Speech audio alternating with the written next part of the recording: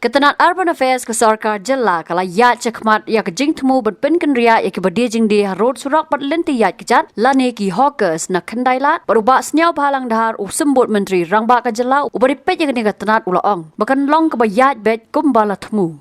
Kidan artli jaka ki bakatrat lingba ka Shillong Municipal Board kalpan krek kata ka wei kadai ha ka jaka yang kali ka Meghalaya Urban Development Authority ha kendailat hi bat ka wei pat kadai ha ka jaka yang kali ha khap kanan polok persya ka State Bank of India main branch.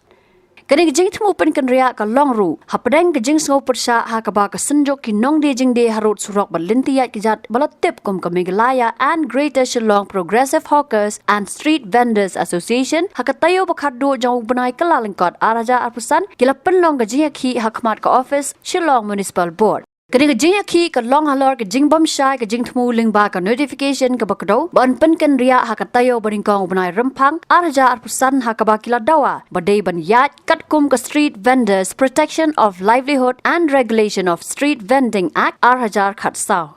Laong baga jingbom don ka Town Vending Committee kumbala proj dak ha ka an Henry kala don penban dak ka Professional Town Vending Committee. Apakran sigilat pathai kubor akan no pai sngin jong ka arpoi regular ber arajar pusan uba Sñiawbhalang dhar ulong baka sarkar kadang khmi tho bha batkan sapan ulong bat ya kane ka Thmu habakali ulong baka jingpen slam kadai namar kane ka kam ka don hayeng kasari bat kumta ka sarkar kan happen pej banyak bha. Don't worry, you know that hawker is on the job now and there is something in the code also, so you will take action at the least possible in appropriate manner.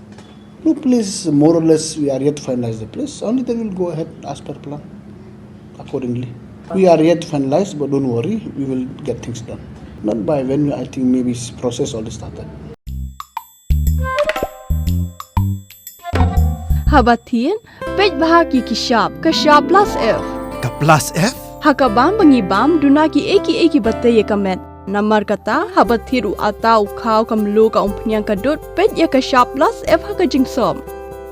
Yaki nutrient kum ki vitamin bat ka iron la ai khan diat bat ka bathau bha kam khta ai ka dur jing ki mar bam ka jing mat la ne ka rukom shed yaki. Balehi banai kita.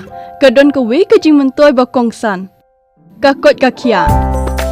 Ka nutrition ba khambha ka jing im ba khambha pendon kam daki mar ba modon ka shop plus F menta ka sngi Lawan Ra Shafi Lingba ko office jong Commissionerate of Food Safety Meghalaya.